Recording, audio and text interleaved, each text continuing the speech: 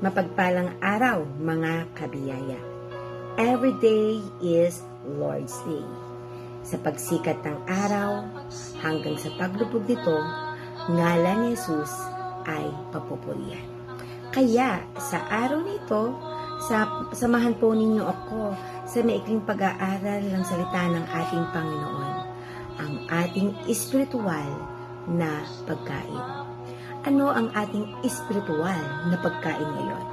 Basahin po natin ang Genesis chapter 28 verse 15. Narito, ako ay kasama mo at iingatan kita saan ka man magpunta.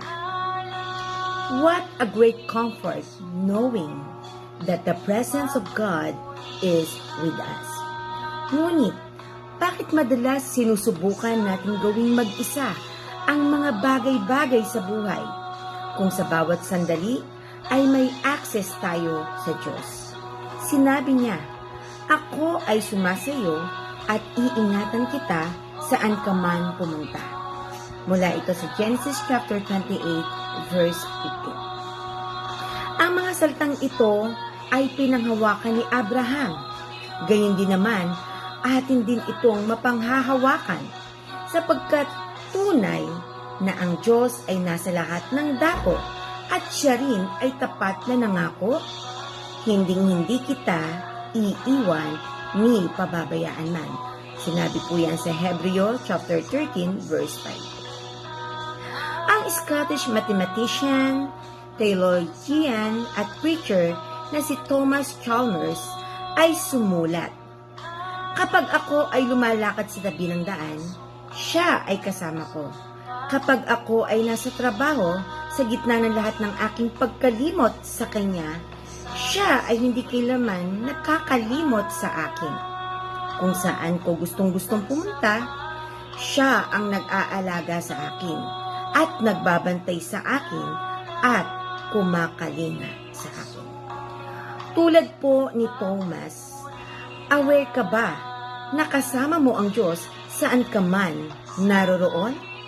Napakasayang malaman na laging kasama natin ang Diyos. Hindi natin kailangang maglakbay sa buhay ng mag-isa. Tayo po ay manalangin. Ama, habang naglalakbay ako sa landas ng buhay, nalalaman ko na iniingatan ako ni Jesus araw-araw. At bagamat ang daan ay paliko-liko, gayon paman, kay Jesus kailanman hindi ako maliligaw. Ang iyong presensya ay nagbibigay ng kaaliwan at tapang sa akin. In Jesus' name, Amen and Amen. Kung nais po ninyong mabusog at mapagpala ng espiritual na pagkain, inaanyayahan ko po namin kayo na sumubaybay sa amin sa bawat araw. Maaari niyo po itong i-follow, like, and share para mas marami pa ang mapagpala at maabot ng mabuting balita.